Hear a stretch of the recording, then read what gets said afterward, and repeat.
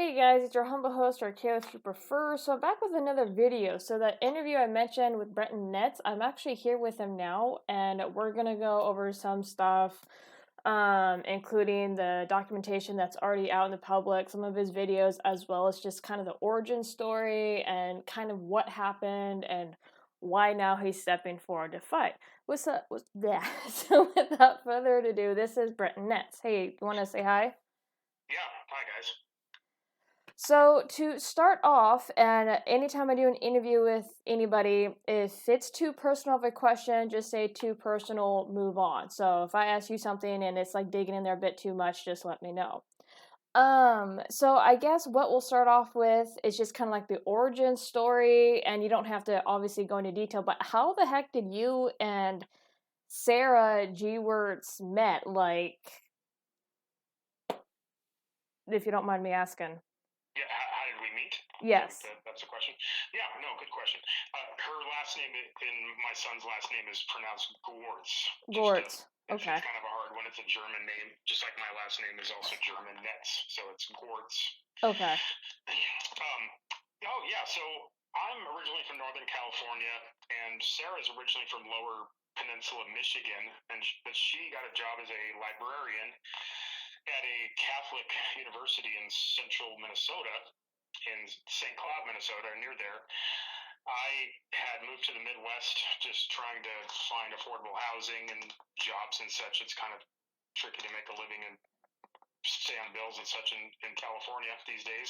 Mm-hmm. And while I was there, we met online. I believe we used like a dating app. I can't remember which one, but we initially met and hit it off, sort of. I mean, in retrospect, I don't know how relevant any of this is, but in retrospect, it's very obvious now that we weren't very compatible. But we're kind of two people not from the area, and that's worked to a bit of a disadvantage, I think, in a lot of ways, because neither Sarah has any family to back her up, and I certainly don't have any family to back me up, and so we were kind of these just two isolated people that kind of came together in some state that we're not even from. And then we're together for about 2 years. We actually bought a house together and kind of created a life together, but we ultimately didn't work out. But on the way of breaking up, we had Miles. Miles was conceived. And so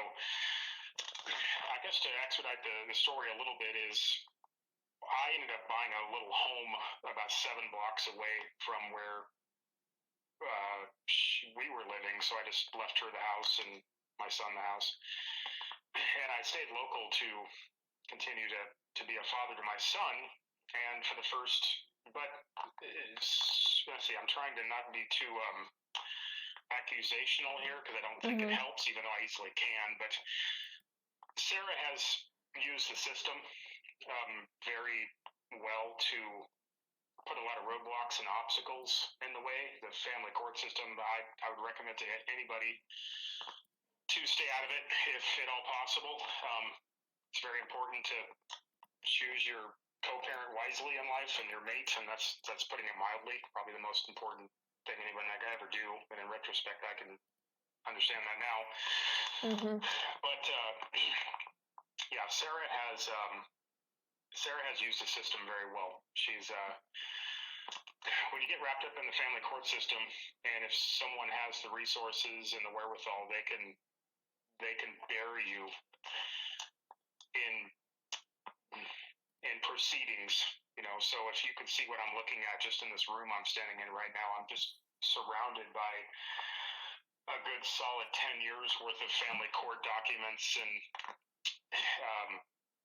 if any of them, and I've never had a lawyer. I have represented myself through the entire thing by using the law library.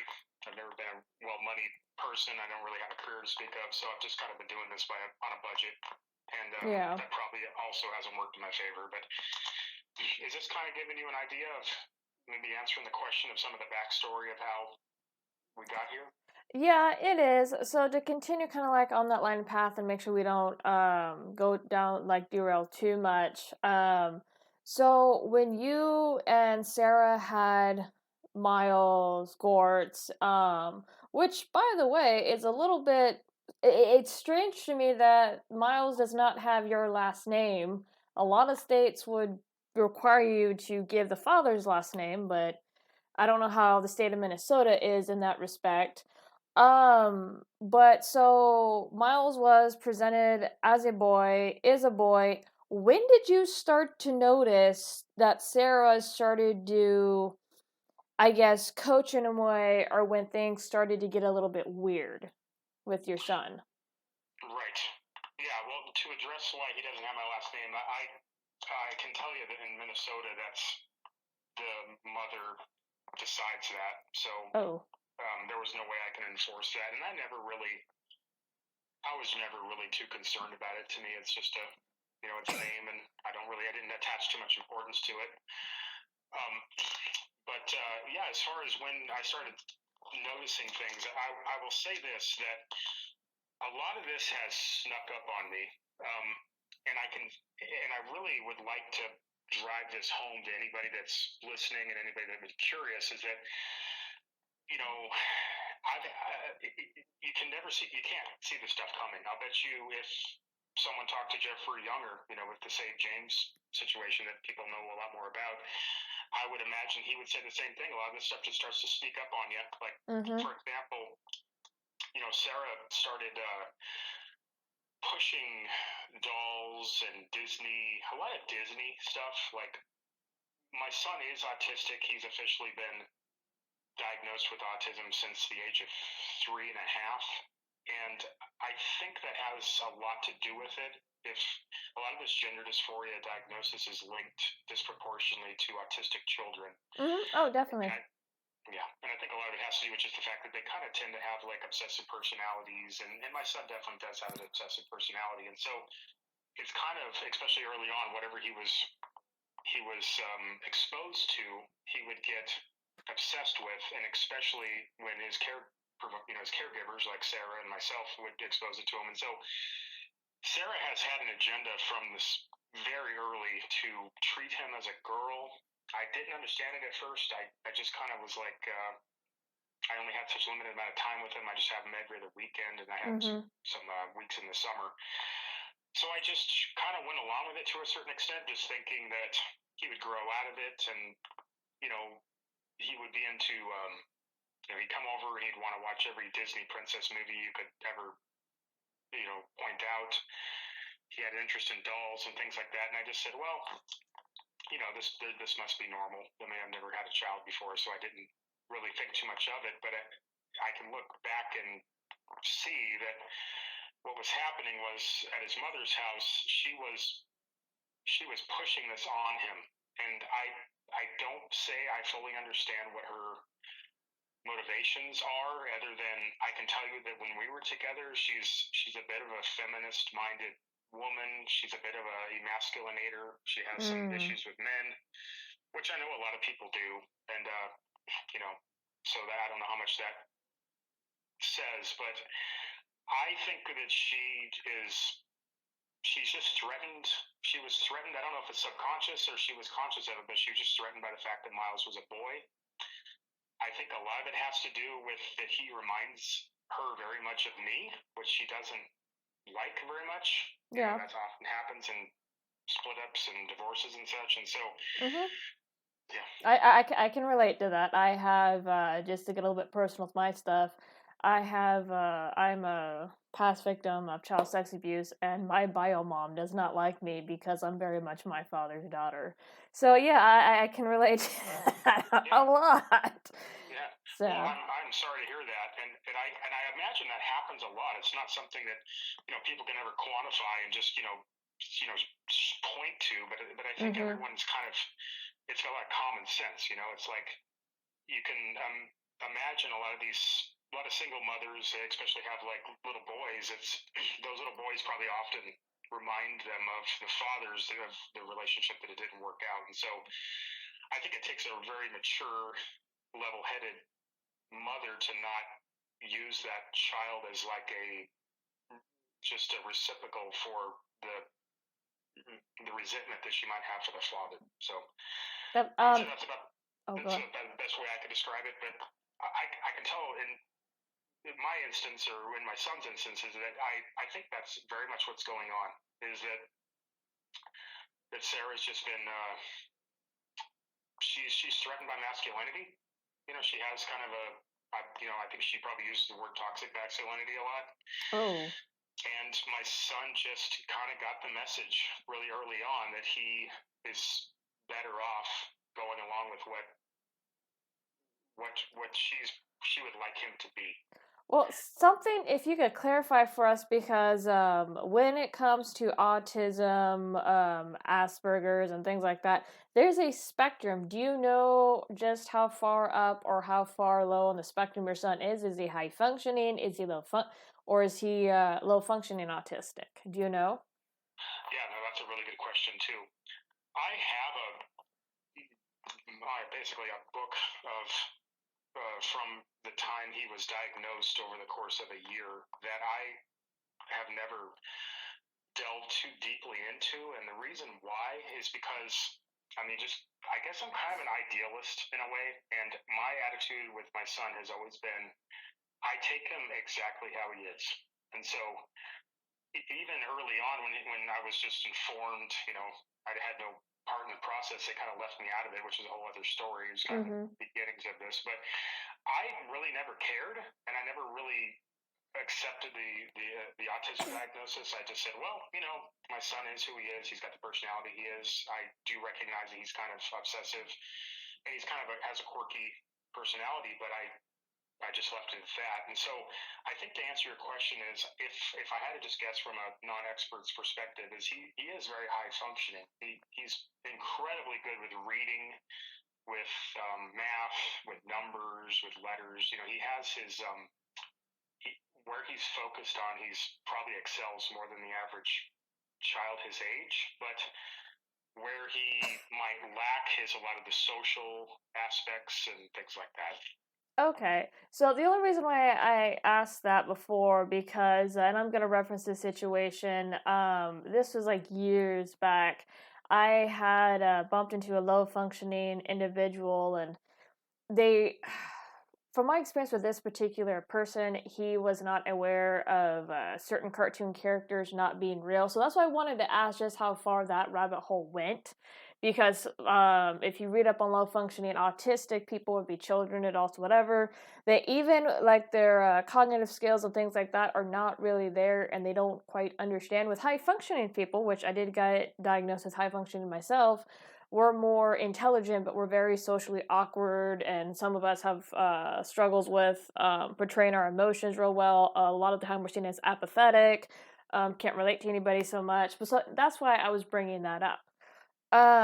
So to move on, if you'd like to, we could start to go over what's been touched upon in my videos and in some of yours, the legal aspect, because you sent me some snapshots earlier today, and I will pull those up on screen as we're speaking, of that you do have documentation that you have 50-50 legal joint custody.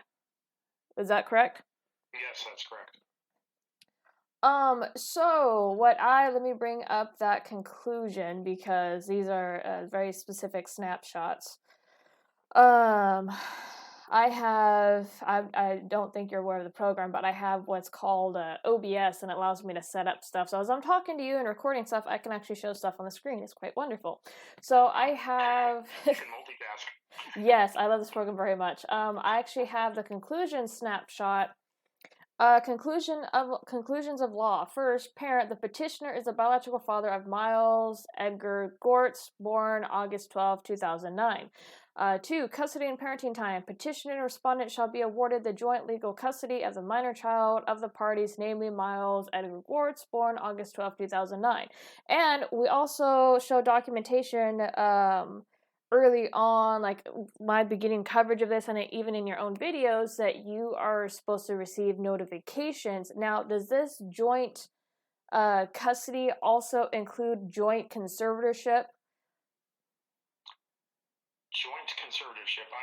To make sure I understand what that means, could you Yes. Ask it another way. So pretty much I'll use the Save James case as an example. So the difference between joint conservatorship and joint custody, joint conservatorship is where each parent gets 50% say in everything. If they cannot agree on, say, for example, like with Jeffrey Younger and Ann Georgelis, if they cannot agree, say, on a event or medical thing, they have to go meet with an amicus attorney. They have to go meet with a third party to settle the dispute. That is 50-50 conservatorship, having 50% say. Now, 50% custody or joint custody is when you share the time with the child equally. So do you know what your conservatorship status is, aside from your 50% custody? Yeah, that's a great question too. This I can tell you is I've had joint legal custody, and it's written in very plain language in several places in the mountain of legal documentation that I have, just stating that I have joint legal custody of my son Miles Quartz, which includes the most important aspects of any child's life, such as medical, education, religion. There might be a couple more, but those are the big three. And everybody involved, and this has even been a surprise to me, everybody involved has just moved on like I don't even exist. I have, for example, Centricare is the medical, the hospital in the area where my son lives. I have been trying to interject myself into everything they've had to do with him since he was 4 years old. And everybody has told me, all the way from his primary care physician to all these specialists that now are going on like 10 or 11 of them that are crawling all over him on a weekly basis, have told me they do not need my approval. They only need one parent's approval, and that always defaults to Sarah. Even though I've tried to point out, I mean, I've kind of given up at this point, taking this tactic, but early on when I thought I might have had some enforceable parental rights, I have tried to point out to them that, wait a second, 50-50 means 50-50, and it's a stalemate if nothing else, and there needs to be a third party that comes in and kind of works this stuff out. And across the board, they have I've even had them say it to my face. I've had meetings with them. I've had to pay for meetings with doctors to go in there and buy an hour's worth of their time or 15 minutes of their time, and they've told me, we only need Sarah's approval to move forward, and if you have a problem with it, you should hire a lawyer, and that's that. So there's two, because we covered this in one of my videos, and I'm going to bring them up on screen again. It's the Court Management Services Respondent. And I'm going to read two parts of it. These are the first images you sent to me so I could cover in my video. For now, it is not the intention of the court to interject itself into what otherwise should be joint parenting decisions. So this is pretty much the court documentation saying, if you guys can see this full well. Again, all these docs are going to be the Google Drive. But be joint parenting decisions. So they're pretty much acknowledging here that, hey, this should be 50-50 say or whatnot. And we've already established that you have 50-50 joint custody. But it's the prerogative of the court to make sure that both parents do have the appropriate access to information relative to the child's well-being, so those decisions could be made appropriately. Now let's go over to the other page, because I kind of feel like at this point it kind of contradicts itself. And this is the above captioned matter came before the court September 28, 2018. Let's get down to 1 and 2. The respondent shall notify any healthcare providers or schools for the child with contact information for petitioner, further advising them of petitioner's joint legal custody. So this is pretty much saying, guys, this court document that Sarah has to notify schools, medical professionals, whoever is dealing with Miles Quartz, that Brenton Netz has 50% say. So this is what this is saying. Respondent shall notify petitioner of any medical appointments, counseling appointments, school conferences, and other related events to provide petitioner an opportunity to participate equally in the process. So we covered this in my first video to where it's notification for him to participate, and we did establish that it doesn't necessarily give him 50% say, but compare that with the joint legal custody and the other piece I just showed you guys. Yeah, it's a real mess. I don't understand how the court cannot enforce what they put out. So please continue. I'm sorry. Yeah, no, I think you've kind of, hit the nail on the head that what's written and what is actually practiced are two different things. Mm-hmm. And I think how they're interpreting some of that is the latest.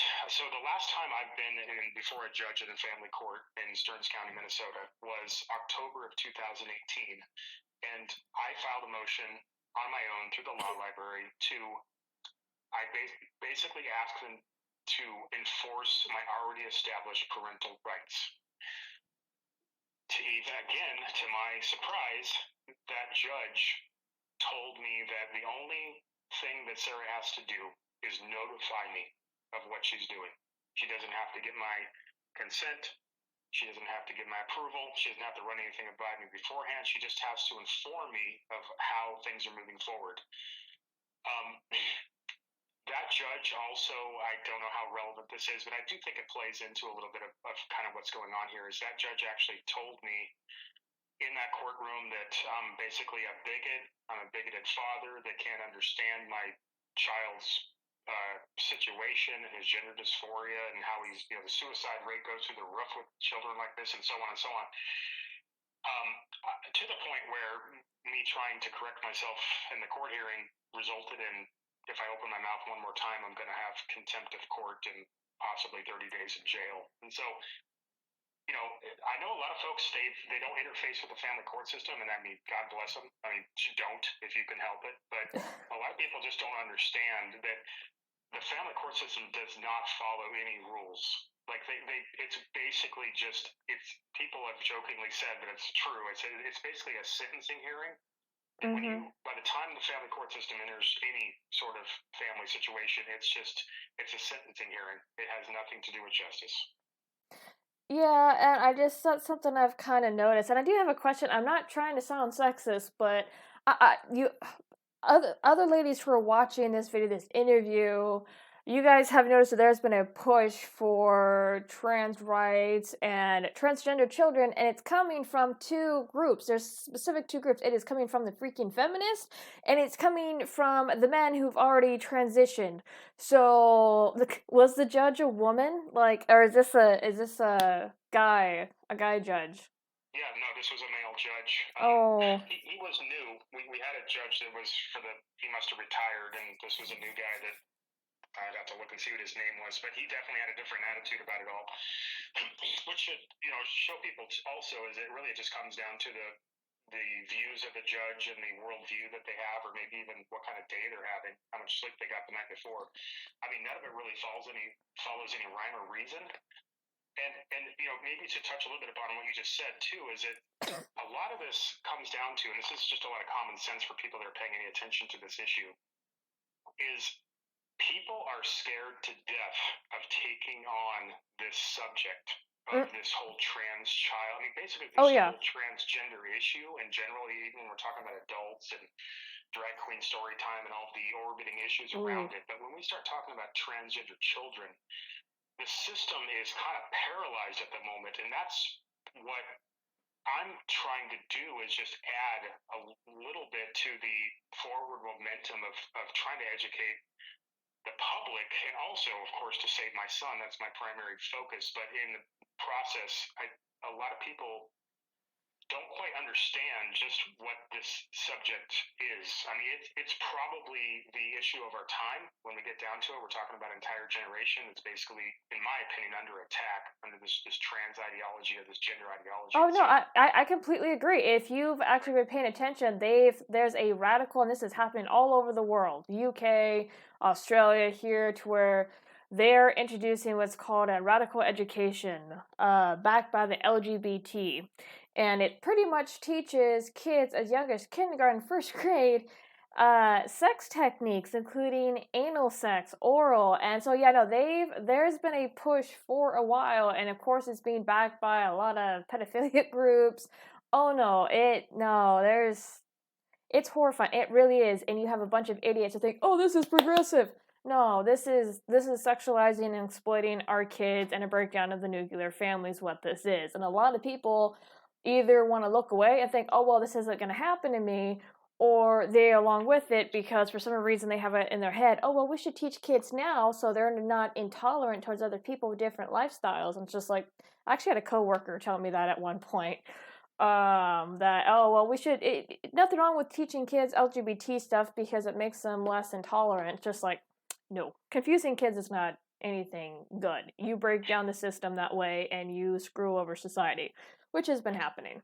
So continue on. Sorry. Yeah, no, I'm right with you with what you're saying. It is, in my opinion, that the system knows exactly. I mean, we can call the system, we can fill in the blanks later, but like the system generally knows exactly what it's doing. It's stealing the innocence of our children, and I think that the system knows that if you can steal the innocence of a child early, you basically control that human being for the rest of their lives. And so that's what this whole getting their hands on our children early is all about. And it's we're only seeing the beginnings of it, and that's why we have to push this back like everything depends on it. Because if we lose, I have a good friend who's right in the thick of this battle, and she basically concluded that we only have a few more years to push this back, because if we lose an entire generation to this kind of idea that gender is malleable and that we can actually turn little boys into little girls, we can turn little girls into little boys, which is physically and biologically impossible. And everybody that with a brain, anybody that's using their brain, understands that. But if we lose that battle, then we're basically losing society. Oh, yeah, no, definitely. And as we've talked on the phone, because I've had this conversation with Jeffrey Younger, I've had this conversation with you, with other people, is you notice that along with all this trans ideology stuff, this gender umbrella crap, you have socialism being snuck in and saying, oh, well, this is a good thing, we should distribute the wealth. And if you actually look at, this is a quick Google search, people, this is 5 minutes. If you actually look up socialism, and which is the pre-step or the step before communism, which people want to usher that crap in as well, is you will notice that in order for communism to succeed, the nuclear family has to go away. And how do you break down the nuclear family? It's not just going in and destroying the roles, mother and father, because now you have sex education. This is part of the radical stuff that wants to do away with the terms like mother and father. But you also make people more reliant on the government. In communism, in socialism, it's the village, if you are, or community that raises the kids. The kids don't belong to the parents. Now, with a nuclear family, they do. Something else to take away, too, is that with trans people, they become permanently reliant on the government and the medical system for their hormones, whether they fully transition or not.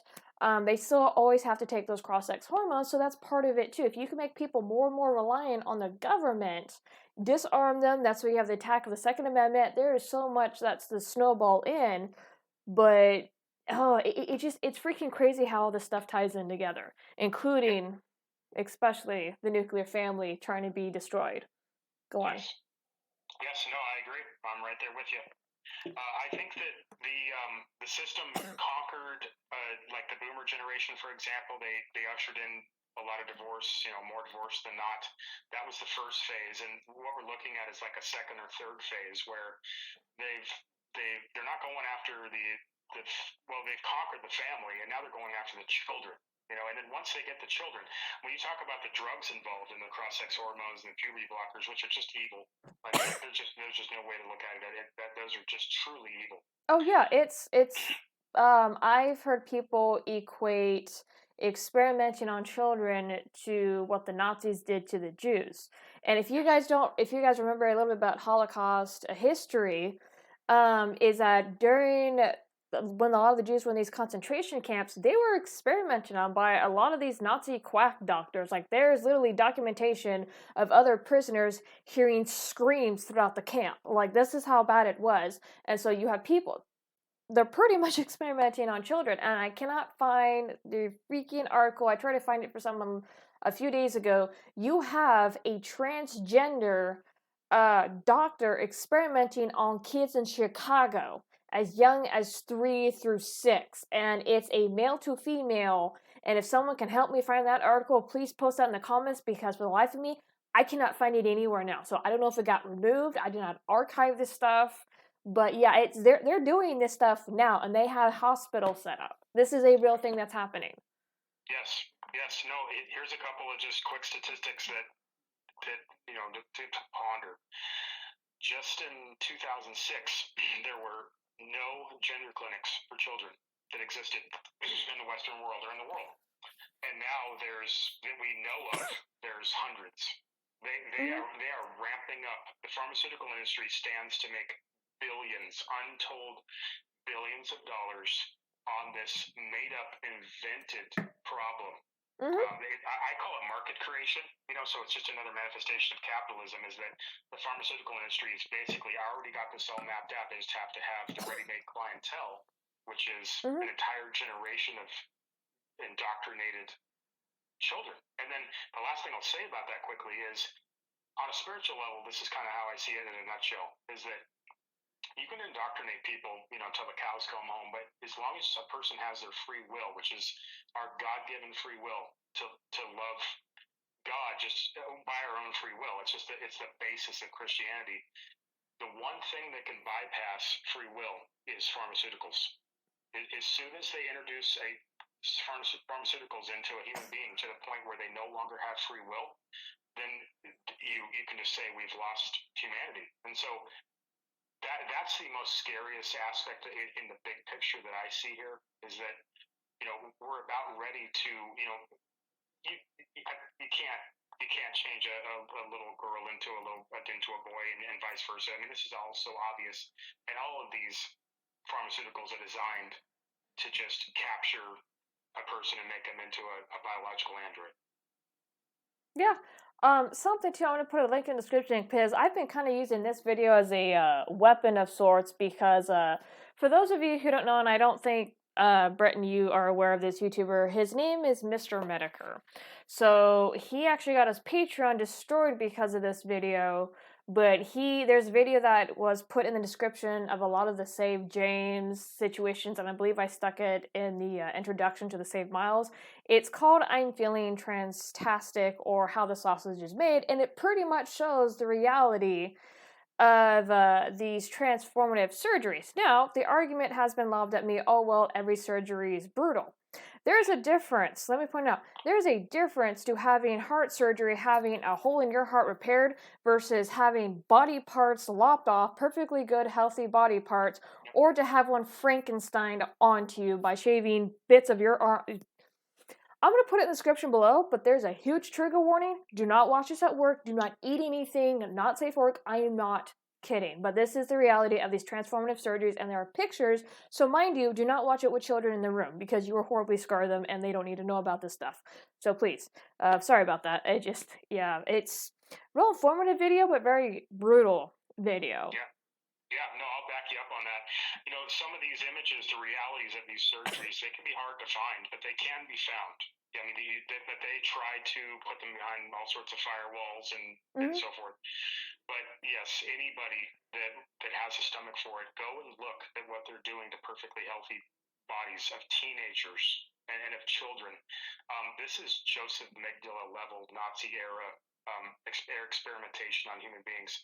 And the worst part of it, just like you said, it's all healthy bodies. Somehow they've been convinced to reject the bodies that they were given. It's horrifying, and I've noticed, by looking through some of those pictures, is that if I didn't know better, I would say that they're purposely making them look like butchery. Like there's some of the breast removals that are just like, women have been getting breast augmentation for decades now, and sometimes people can't even tell. But some of these breast removal surgeries, they look like they did it with a dull pocket knife. I mean, it's just horrible, and it's almost like it's intentional. Yeah, and something to that, I've actually seen some of the recovery pictures to where there is one image, and I'm not going to show it on screen just for, the sake of YouTube. And right now, YouTube is just kind of busted. So, but there was someone who was post surgery of getting a full on mastectomy to transform into a guy, and they were holding what looked to be like two pumps or whatnot, and they had bandages of there, and but these pumps were full of blood.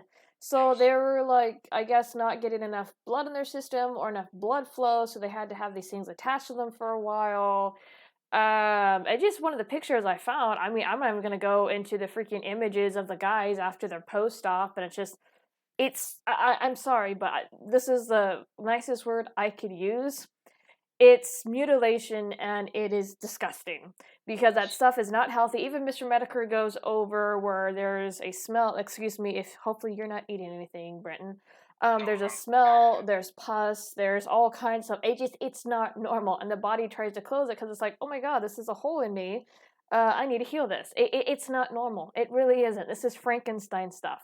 Anyway, yeah. go on. It just, ooh. Yeah, Frankenstein's the best way to put it. Yeah, when they try to craft some kind of vagina where a penis used to be, you have to plug the hole because the body's always trying to close it up. It's terrible. Oh yeah, definitely. So we went over you the legal aspect, and so just to reiterate for everybody, you do have 50-50 joint custody, and then from the documents that were shown, they kind of contradict themselves a bit to where the doctors, teachers, and whatnot are supposed to know, hey, we have joint custody, but then on another document it shows, oh well, you're only supposed to receive notification, so it kind of contradicts itself in a way.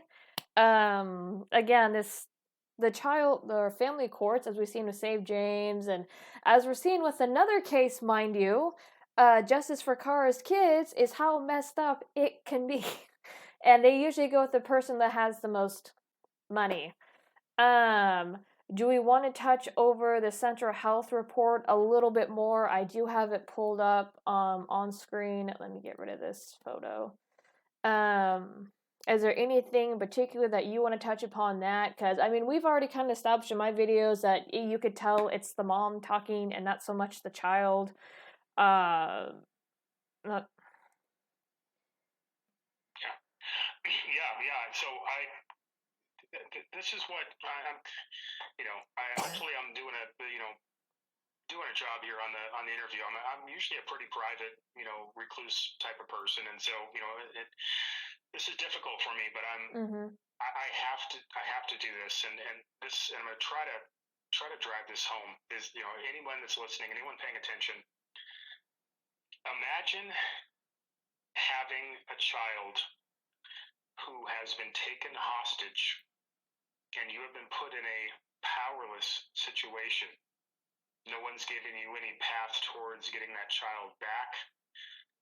And you're watching that child be slowly destroyed, and there's nothing you can do about it. And that's, in a nutshell, what I would put the situation that I've been put in.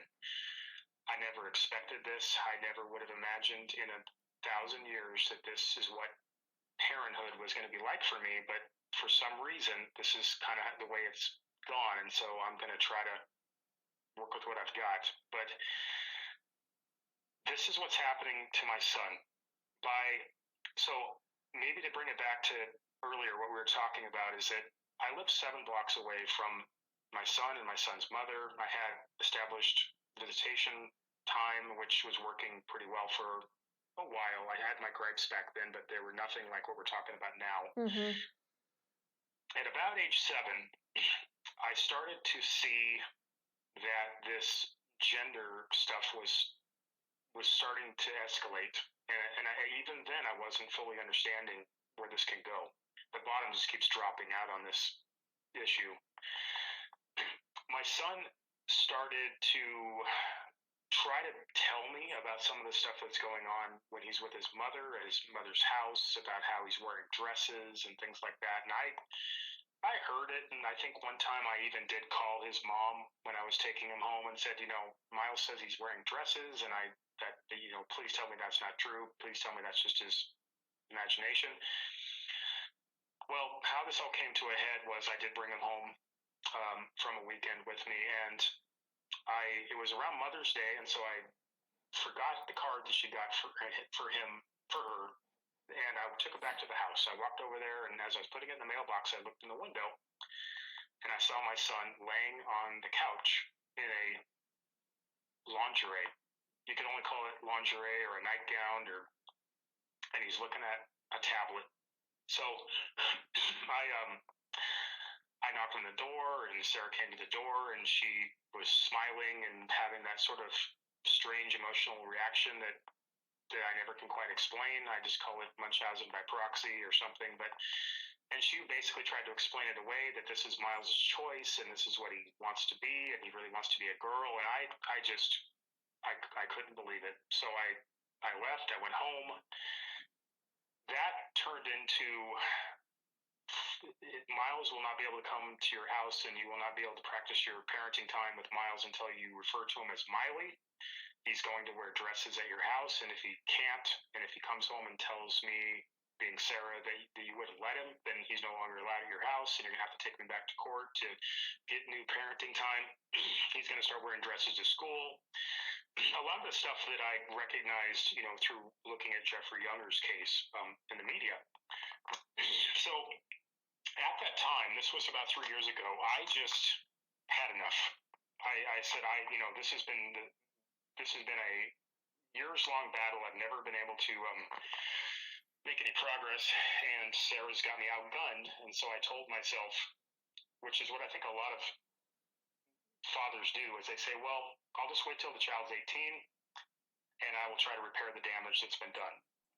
So I ducked out. I ended up selling my house, and I moved 5 hours north at a little cabin up north, which is where I live today. Little did I know that the system can come up with something that cannot be repaired, and that's what we're looking at now.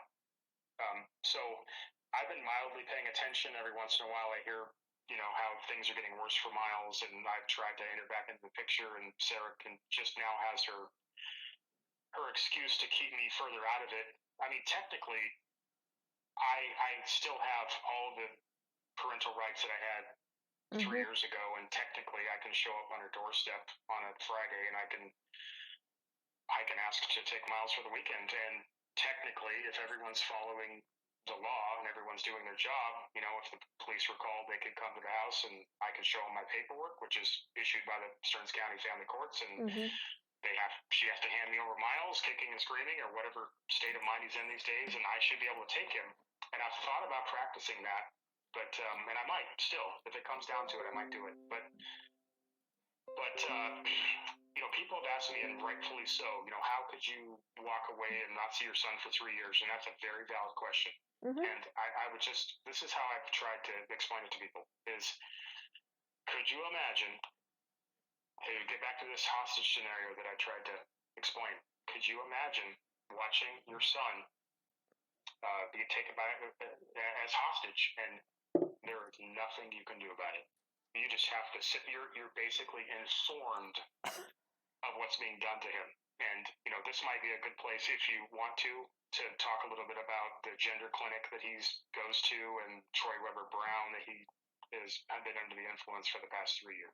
Oh, definitely. And just to reiterate for you guys, because I know I had particular individuals squabbling with me in the introduction to the Save Miles Gortz case.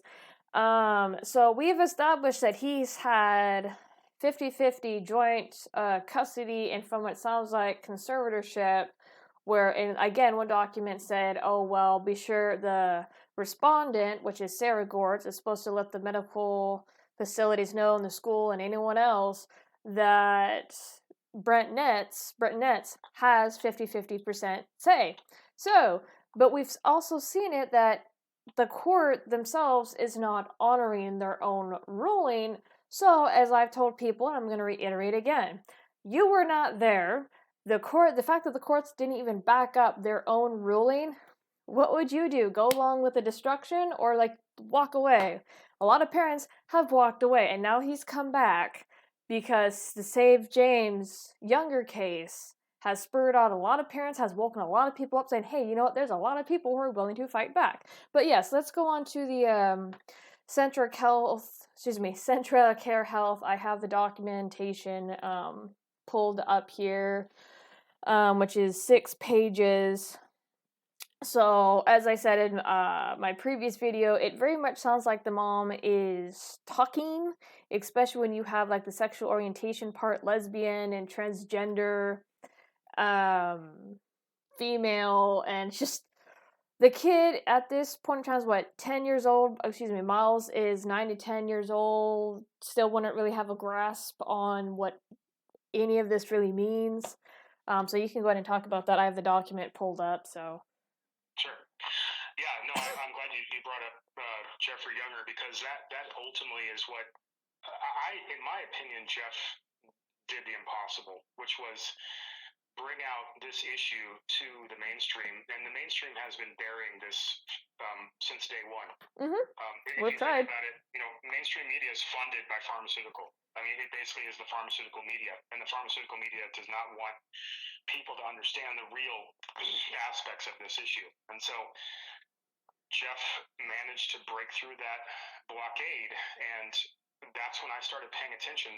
I basically realized I wasn't the only one, and I thought I was. I mean, there were years where I just thought it was embarrassing to me. Like, I couldn't even talk to people, like, people that I didn't know well, about just my situation. I couldn't tell them that I even had a son, because then I'd have to start explaining about this, and a lot of people just don't understand. And I felt like, it's just like you don't even know how to breach it, so you just kind of go into hiding, and you say, well, when he's 18, I'll try to I'll come back into his life, and Sarah can't stop me. And so, yes, just I want to make sure. I hope I hope Jeff hears this someday, and I hope he realizes just how important what he's done.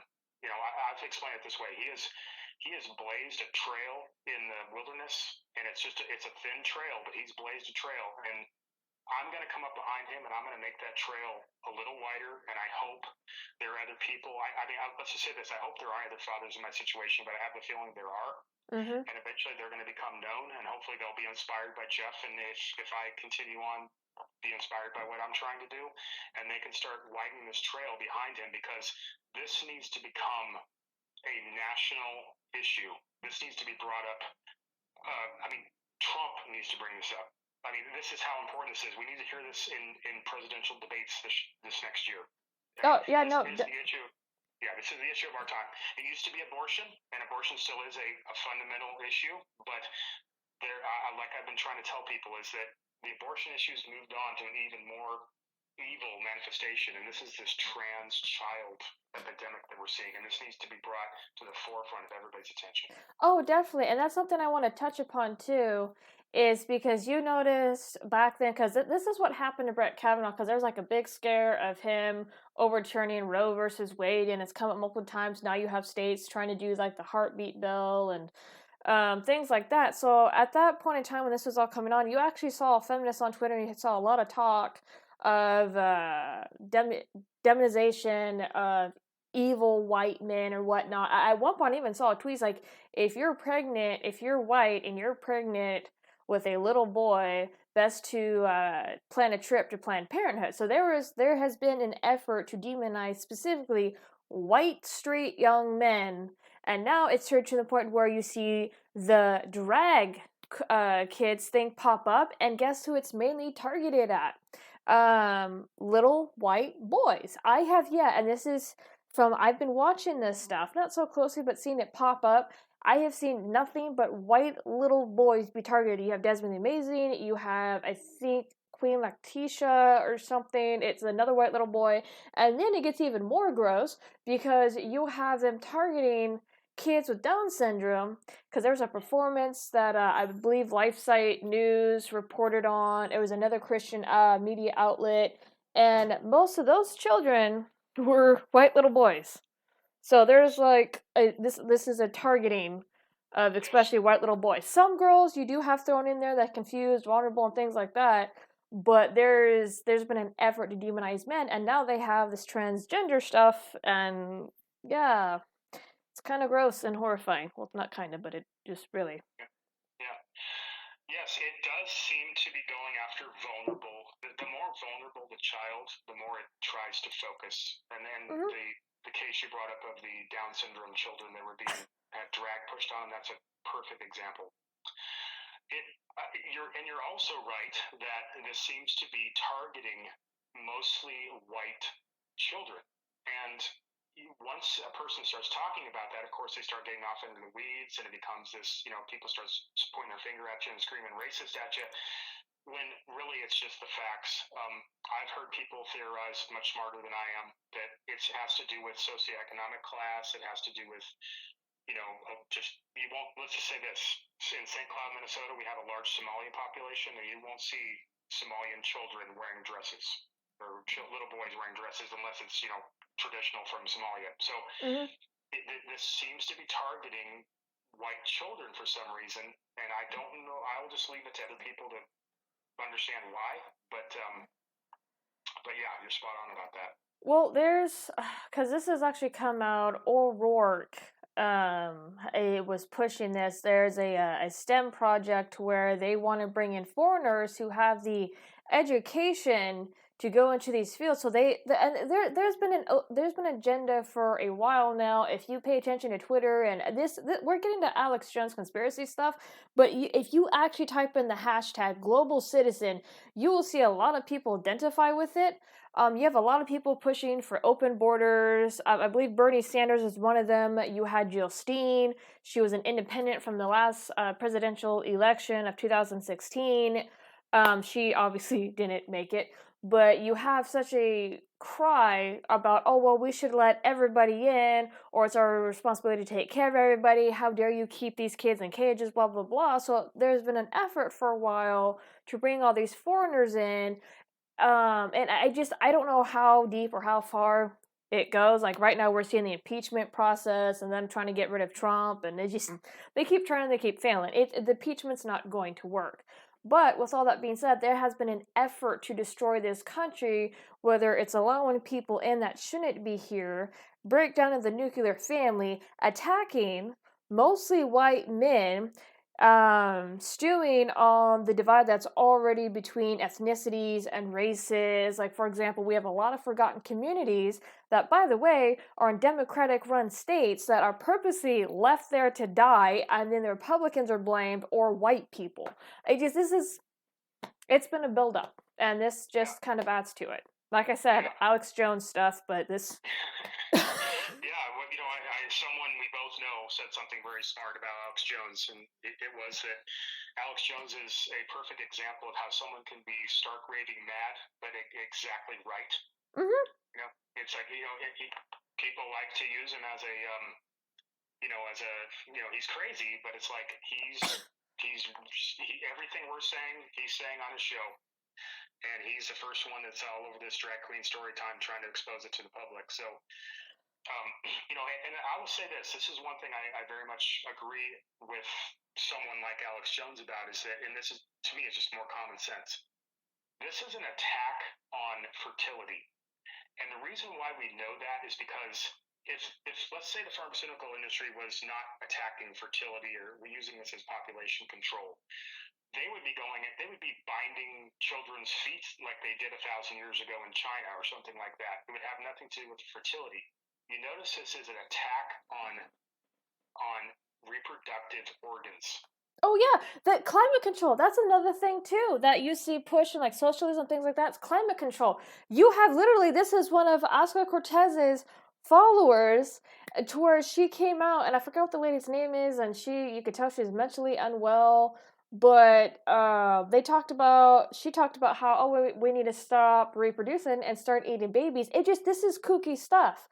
And the climate change control crowd wants to go, oh, well, she's not one of us, she's mentally unwell. I was like, no, that is your main group right there, because you're talking about population control. You had Ocasio-Cortez try to push the Green New Deal. So yeah, I see the trans agenda as a form of eugenics, pretty much calling off the weak. Anybody who, and excuse me, I'm not trying to be rude, but anybody who is so far gone in their head or broken that deep, or in other word, stupid, to fall into that hole and not manage to come back out, you're getting called, you're now part of the system, congratulations. That's the reality of it. I don't know. It is This video's eugenics. gonna get That's struck. the perfect word. That's the word I was looking for, actually. This is just the latest manifestation of eugenics. Because the idea has come up. I'll give you an example. Oregon has I think it's called Right to Die, pretty much. And I remember I was working at a little store a few years ago, and I saw this on the front magazine, and I thought this was the most messed up stuff. Is you had a mother who was riddled with pain or whatnot, and they were going to move to Oregon so she could, in her right, euthanize herself, like, because they have in Oregon, you can take a euthanasia jug and pretty much off yourself. And that's what she did, because she was talking about planning out her funeral. She was on the cover of, I think it was People magazine. This was like quite a few years ago, back in 2015, 2016. And so they've been trying to push eugenics for a while. We have cases over in Europe to where one specifically, I believe it was the grandmother or the mother tried to fight back, and she got pumped with this euthanasia jug, and she died. So yeah, they've been pushing this crap in Europe, and now because there's such like a fight back here, like you have parents who have children with Down syndrome and things like that, it's like this is not okay. And so you see the trans stuff being brought in. It is a form of eugenics. It is calling off the weak and those who they consider far too broken to fix. Yeah. If you do a Google search on just how they used to, I mean, up until the 1980s, they used to sterilize what they would call the feeble-minded. And what I think we're seeing now is that they couldn't really get away with that and still come across as being humane. So they've created this contagion where, for example, autistic children, which I bet the system would consider to be the new feeble-minded, they're highly susceptible to this gender stuff. I mean, to the point where they're just being ushered into it. They're being swept into these cracks on purpose where, you could easily make the argument that this drag queen story time is basically just a snare campaign to come in, and then there's always someone in the background who's kind of watching for the children who might be more receptive to it than others, and then they just get on a little list, and pretty soon it's like, you just start the ball rolling, you get them watching the right YouTube videos. That's what's happened with my son, is that in his case, just to bring it back to the more personal, if you don't mind, You're fine. is that Miles now is highly under the influence of a man named Troy Weber Brown. He has a hyphenated last name because he's married to another man named Bill Weber Brown, I believe. And if, I would just welcome anyone to go look up Troy at their own leisure. Troy's trying to scrub himself off the internet at the moment, but you can still find his information because he still works for Centricare. And basically, I have all the notes to prove it. I've shown many of them to our humble host here, and I will send many more, as many as she wants, and share them with you guys that are listening. Is Troy Weber Brown is basically taking vulnerable children like my son and just crafting them into what Austin Powers used to call mini-me's. Is my son, you can see the progression when he first started seeing Troy. He wasn't using the pronouns, for example. He wasn't calling himself a them and a there and a they, whereas Troy does, writing his own bio on his website on Centricare. And I've looked through all the session notes today. It was actually very challenging for me to get. I can tell you, Centricare did not want me reading them, but I did finally wrestle them out of their hands.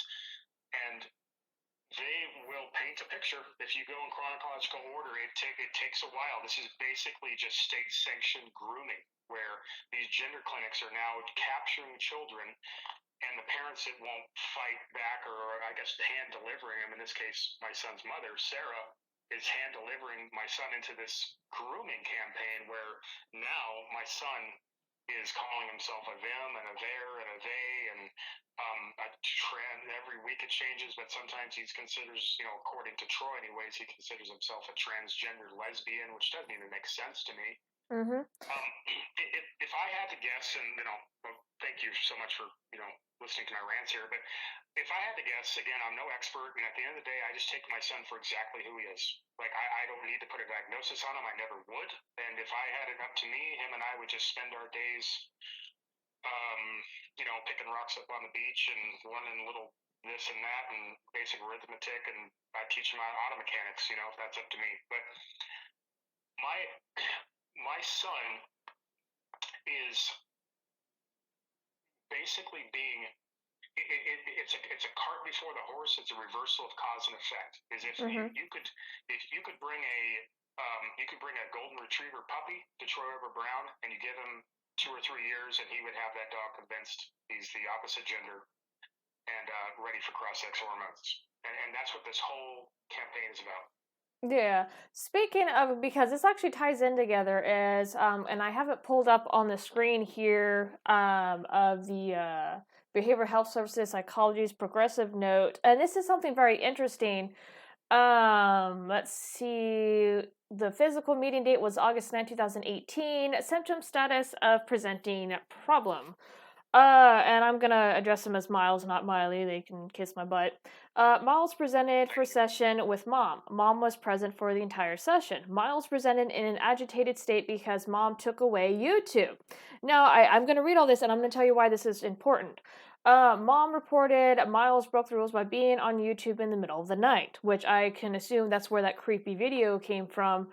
Miles reported it wasn't him, that it was his evil stomach. Miles and Mom participated in a structured conflict resolution discussion. Miles was unable to compromise even with the highest levels of support. This was evidenced by aggression, yelling, and threats to leave the room. Miles was able to accept this therapist's invitation to return to the room and decide if he wanted to continue to participate. Miles reported understanding that there was no YouTube today.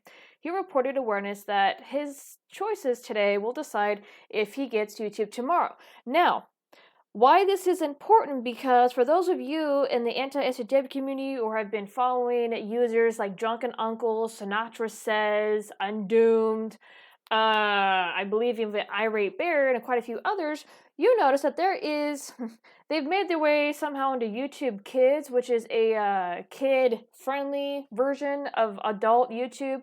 You have YouTubers like Pop and Ollie, Queer Kid Stuff, Riley Dennis, and you do have LGBT kid channels directed at kids. So why this is important is the mom, because it's not specifying YouTube Kids, it's just saying YouTube.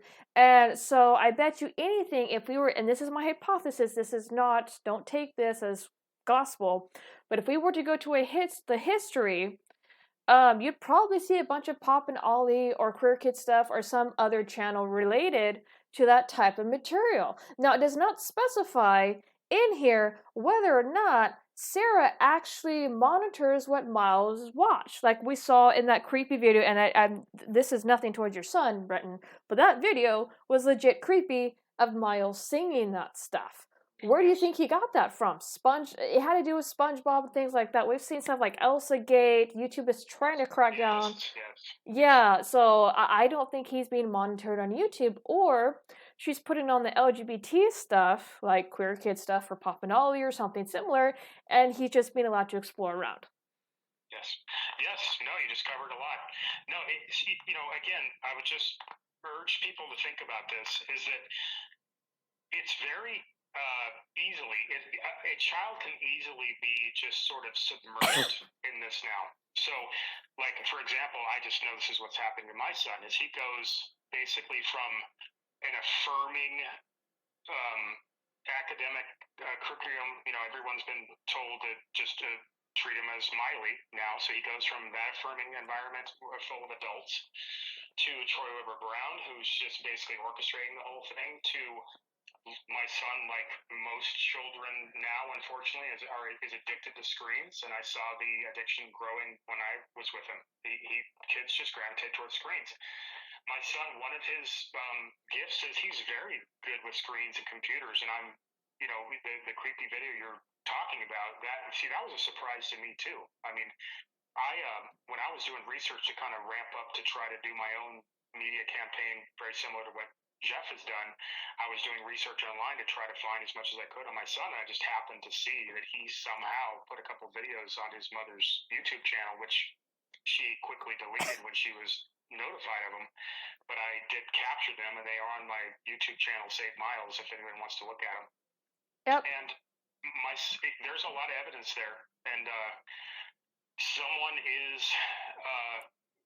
so all the YouTube channels that Kayla just described are there and more, and they're basically designed to continue to affirm, not only affirm, but to give ideas, to groom and to lead these children who are slowly being led on by their version of like media influencers. You know, like people probably heard of like Jazz. What's the Jazz, Jazz Jennings. Jazz Jennings also has his own YouTube channel, by the way, and his own freaking Kiwi Farms threads and 4chan threads. So yeah, but yeah, so there's people like Jazz a lot on YouTube. Now, let me read something else because I have the report, the session notes pulled up on screen and everybody can see as I'm reading. There's also another problem with this YouTube stuff. Miles presented for session with Mom. Mom was present for entire session. Miles presented as physically tired. He reported he was given permission to watch 3 Sailor Moon episodes and stayed up until 5:30 a.m. That is not healthy for a small child, and watched 4 episodes. Miles and Mom participated in a structured discussion to identify thoughts that are not functional. Now pay attention to this next bit. Mom identified the ease of defining behaviors, etc. as either girl or boy is not functional. Miles identified being called Miles doesn't bother him, but being called a boy and son makes him mad. Mom reported willingness to practice using appropriate child and pronoun designations. Now, isn't that odd? The child supposedly says, oh, well, I don't mind being called Miles, but I don't want to be called boy or son. Miles is a boy's name. That bit does not make any sense to me. And the other bit was to identify thoughts that are not functional, defining behaviors, etc. as either girl or boy is not functional. So are they? That bit I do not get. Do you understand that part?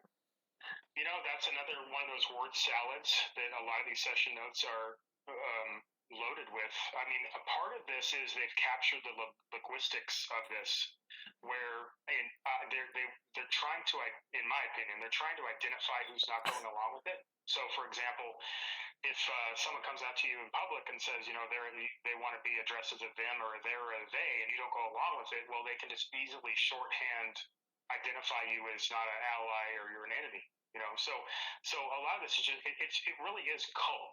It's cult level. I mean, a lot of people call it the trans cult. I think that's probably the best way to describe it. This is cult programming that's being passed on, in this case, from Troy Weber Brown to my son, but it's happening to thousands of children as we speak. Okay, so I just found this because because there's a lot of information here, and because you guys are aware that I deal with, I'm still having the Save James stuff, just started a Justice for Car introduction video and things like that.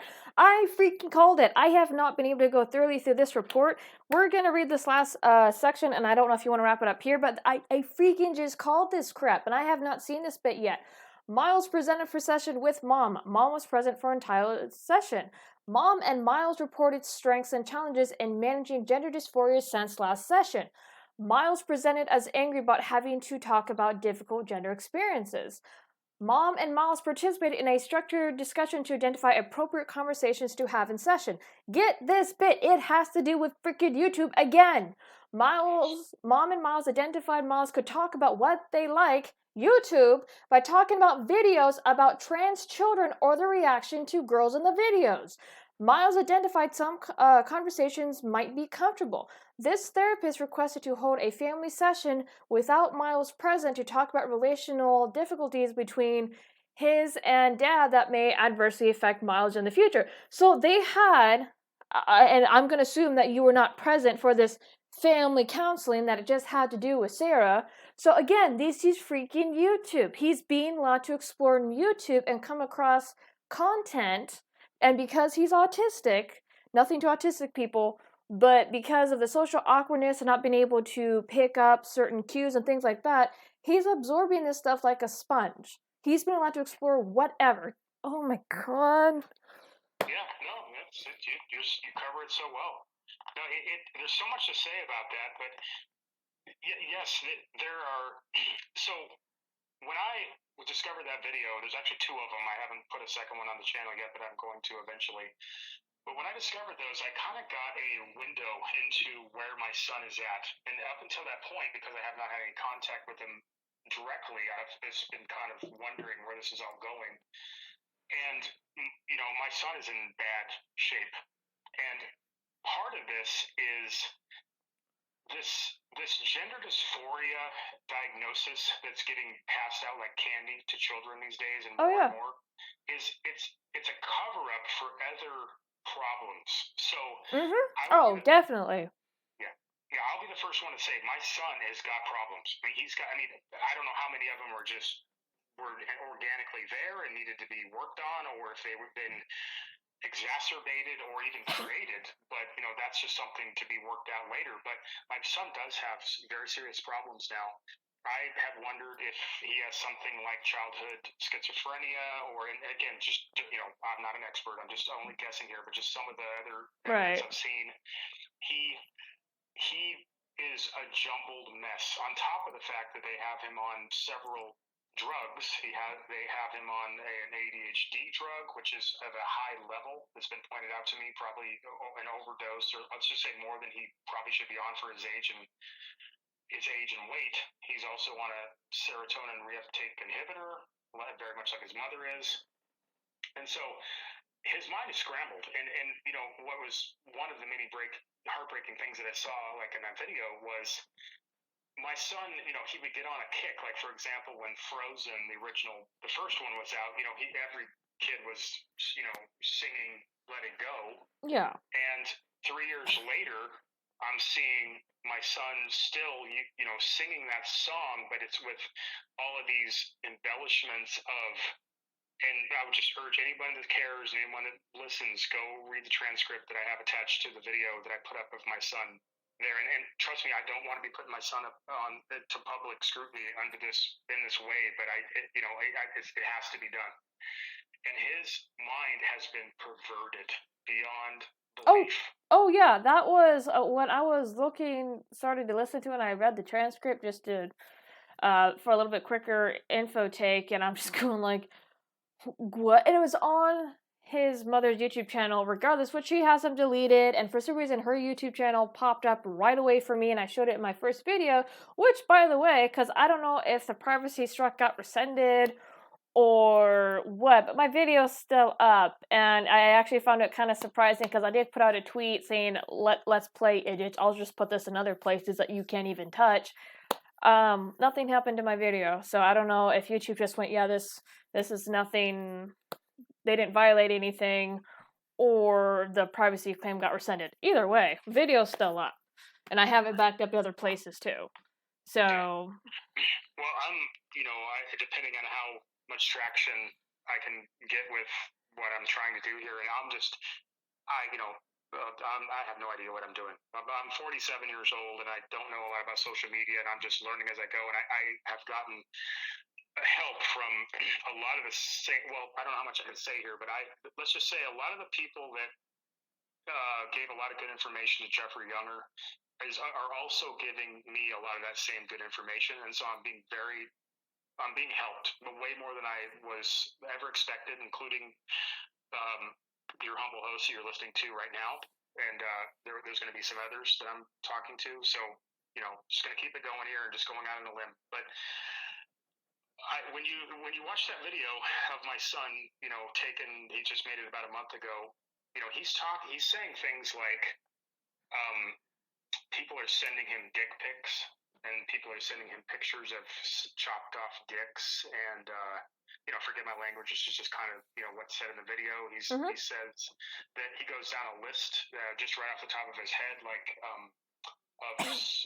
he uses sex offender in one spot. He talks about dildos. My best guess is that because he's probably so good with computers at this point, he's able to go to places on the internet where a lot of these pedophiles are hanging out, and they're baiting the children through this transgender autistic angle, and then they can kind of veer them off of YouTube into areas where they're sending my son lewd pictures bare minimum. Now, what I'm terrified about, and I can't believe his mother is not doing anything about. It's a call to action. I mean, there was a part of me when I discovered those videos that I wasn't going to even alert his mother to him, hoping that Miles could continue to kind of put out little SOSs to the world that I could capture to get a glimpse of what's going on inside that house. But I kind of made a judgment call because I was hoping his mother would be a little wake up call, but literally her response to me when I finally got her on the phone was, and you won't believe this is total trans cult, but she said, Miley is a happy, healthy little girl. And then she hung up the phone on me. So, this is my little SOS to the world to try to get some public outrage going. Is my son is in major danger. I mean, a couple more things I'll say about this quickly. Is that what I'm afraid of is someone, very evil is going to convince my son to do something at one of these 3 a.m. internet forays while Sarah's sleeping in the next room that he's obviously doing and talking about in these session notes. And someone's going to convince him to, who knows? I don't want to give anyone any ideas, but I mean, is he going to go get a knife out of the kitchen? Is he going to chop off his own penis? This is terrifying stuff. And and we've already established that he's been allowed to stay up to 5:30 in the morning, fooling around, whether it be watching. Now, to be clear, it did not specify where he was watching the Sailor Moon episodes, but we've already seen in the session notes that he's being sat down in front of YouTube and watching videos about trans children, and he's autistic, which makes it even worse. So that has already been established that Sarah, much like Androgynous, by the way, has been programming him with LGBT propaganda. Because if you guys remember what was testified in court, and I was even shown a little bit, I can't remember where this came from, but where Androgynous was showing James, I Am Jazz, which has to do with the little boy that I'm going to say for what it is, his stupid parents went along and just started pumping this kid full of hormones, hormone blockers, and that's why Jazz had the medical issues that he did. The transgender flag and all this stuff, taking James to LGBT pride parades, picnics, things like that. So you do have a programming here in indoctrination work. Sarah's doing the same thing, but she's using YouTube videos. As in the session notes. It's right there. Yeah, they're not even trying to hide it. No. Yeah, I think a strong case could be made if there was any sort of justice within the family court system at this point, that just all of this transgender stuff aside, Sarah is a neglectful parent.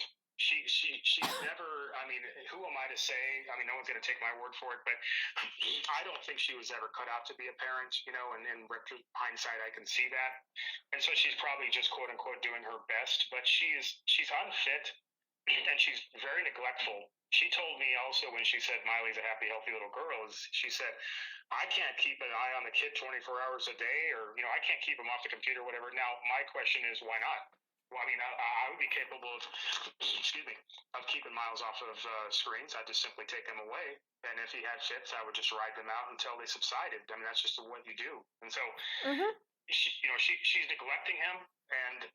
But what has happened is, it gets back full circle to what we talked about at the beginning, is that this trans child issue has got everybody so scared. There are people that are losing their jobs because they're trying to tell the truth. There are people that have gotten kicked off of YouTube left and right because they try to tell the truth. Oh, yeah. Yeah, and so it really, it's the trans cult is holding everybody hostage under this.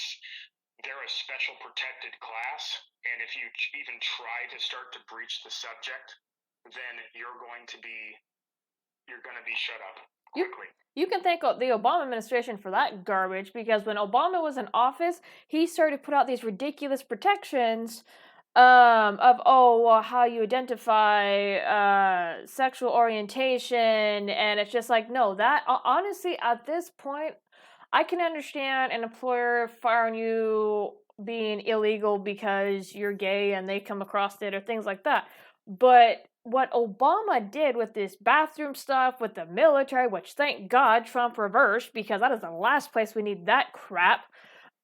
Because if you remember, Obama had rolled back requirements for the Marines pretty much specified that anybody transitioning did not have to meet the basic physical requirements, which again, thank God Trump went, no, we're not doing this. This is our military. This is no place for fifis or that crap. We need everybody to be in top shape.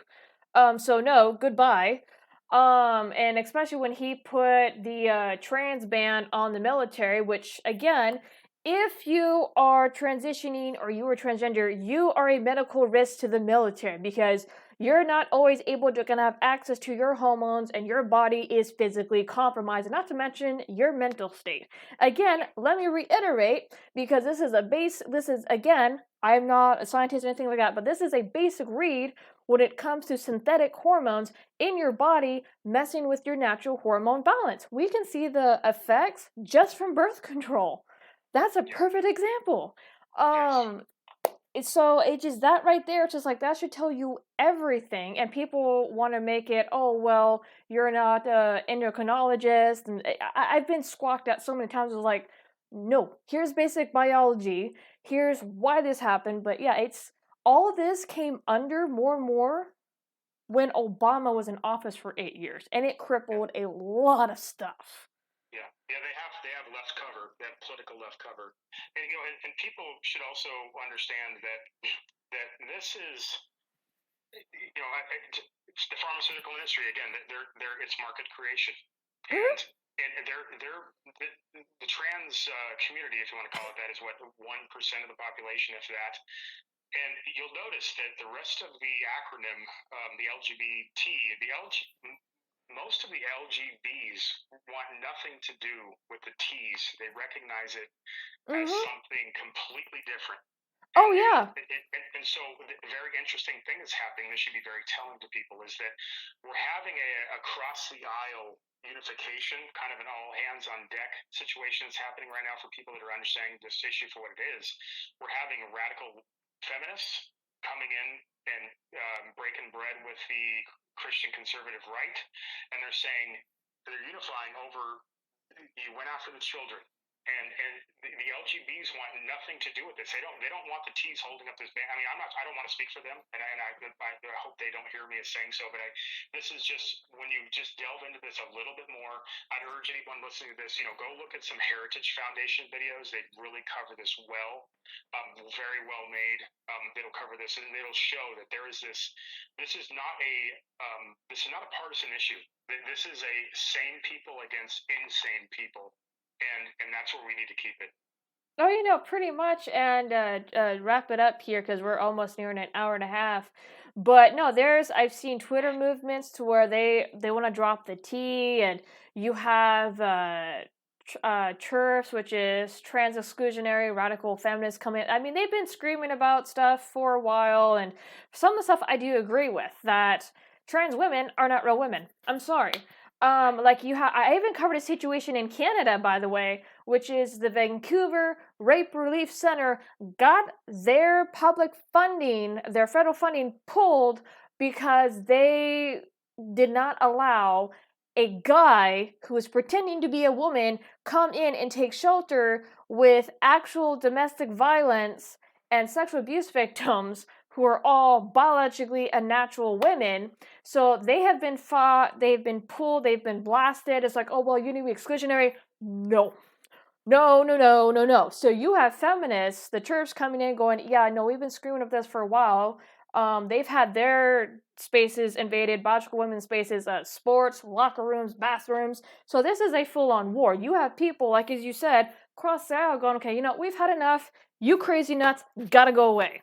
So, and again, let me reiterate here, I don't advocate for violence. I've talked about on this channel, free will for all, life, liberty, and love, but this has crossed a line, a major line. We actually have in prisons now, because there's a case that popped up on Facebook a month or so ago where you had a pedophile who wanted to transition, and we've seen quite a few of those cases pop up over the years, and of course the trans community kind of wants to bury those, and it's just no.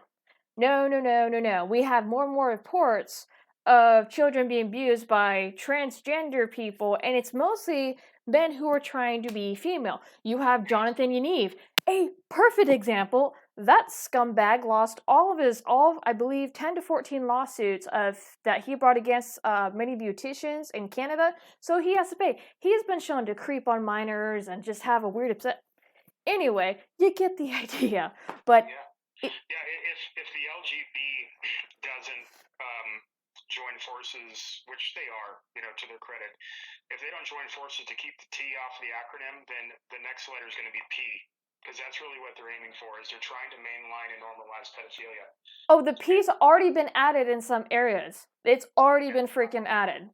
Yeah, and people have cautioned me about being so loose with this, but I don't really care, because it's the truth. Is that I see Troy Weber Brown, who's influencing my son, basically as Sarah has put him in my position. I guess it's like the father figure. This guy is nothing but a state-sanctioned pedophile with letters after his name. They call him a licensed marriage family therapist or whatever. He's a pedophile. He's grooming children. And this is how bad this is getting. Mm-hmm. No, it definitely is.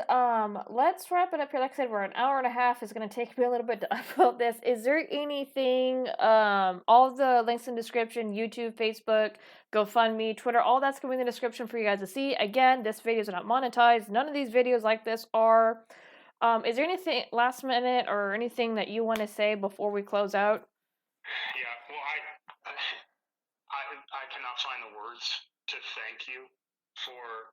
I just quickly want to say, when I was doing my initial research to find out how I can go about, trying to do something very similar to what Jeffrey Younger has done, I did a YouTube search and I found quite a few people that have been brave enough to take this on. One of them is the channel you're watching right now, and I could not say thank you enough for taking the time today and putting yourself at risk and putting your channel at risk, and just thank you so much for listening to what I have to say today. You're very much welcome. Like I said, and when I told Jeff, because I've had talks with Jeff, and when I first heard about the Save James case, I thought it was fake. I came across one article. I'm like going, okay, this is clickbait. This is because there are people who come out and do clickbait against the LGBT and try to do mass hysteria. So I'm like, okay, this is something mass hysteria wise. Until I pulled up several articles and I found the website and I started to go through the court documents. It's like, excuse my language, but it's like, holy shit, what am I looking at? And funny enough, too, because I'm going to put this in the description as well, because the origins of the Chambers of My Heart started as a freaking poetry channel. I actually have a poem titled I Could Have Been, and I've talked about this here on my own channel, to where due to my abuse and my trauma and things like that, especially in my teen years, I wasn't abused in my teen years, but I had a real significant struggle with my own identity because of the confusion, because of the trauma and things like that. And I want you guys to listen to that poem.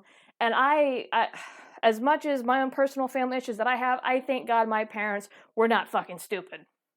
I'm glad that my parents, as strict as they were and all the issues that we have and things like that, I'm glad my parents are not fucking stupid. Because if I was born in this age or 2009, I probably would have ended up like many abuse victims or autistic people have ended up and broken by the system. So that I've said the same thing. If I was born today, if I was a child today, I would be already captured into the system and put on drugs. And I mean, everybody has a right to take as much time as they need to take to figure out what their unique identity is. And this really is an attack on identity. Mm-hmm. And children don't have their identities formed yet. And so this is so common sense, and it should not have to be said, but it's the times we're living in, is that they're going after children because they don't have their identities worked out yet. Mm-hmm. And someone said I thought it was very clever, says a lot, said they can't bear fruit, so they recruit. And mm-hmm. This movement, this trans movement, because generally speaking, they don't procreate, they recruit, and that's what this is all about. And so we have to push this back now. This is an assault on reality. This is 2 + 2 = 4, not 2 + 2 = 5. And anyone listening to this, I just thank you. If there's anything you could do, I am slowly building up a social media presence. It's all going to be under Save Miles or Save Miles Courts. So if you have further interest, very much appreciate you going and looking at it. I'm just kind of learning as I go. But if you can spread the word, eventually, hopefully this will get enough momentum that we can just continue to push this forward, because this is the battle of our time. No, it definitely is, and I do want to thank you for coming on. I know you just trust me, because this is a form of trust, giving me stuff like this, and I just so that's I mean, so I'll thank you for taking the time to come on here and allowing my platform to boost this. So thank you. It's actually nice to know that there's people fighting back, willing to raise their voice. And again, this is scary. This is stuff trickling down from Canada. But without further ado, I am going to wrap it up here. Again, guys, everything is going to be in that Google Drive. The snapshots of the documents, the more that I get, the more I'll throw in that Google Drive. Please spread the GoFundMe around. I know at this point I am pushing 4 different GoFundMes. You have the Save James Younger one, you have now the Justice for Kira's kids, and there's 2 of them in there, and then you have this one. So this family court is messed up, and there is a battle on both sides of it now. So you guys have a good night. I know this interview is the longest one I've ever done, but please spread it around. If you guys want to take clips, I'm perfectly fine with it. Just put the source back to here. And if for some unknown reason, because this video might get struck because you're a little bit more blunt with this one, you will find a copy of this on BitChute. You guys have a good night, and I'll see you guys in the next one.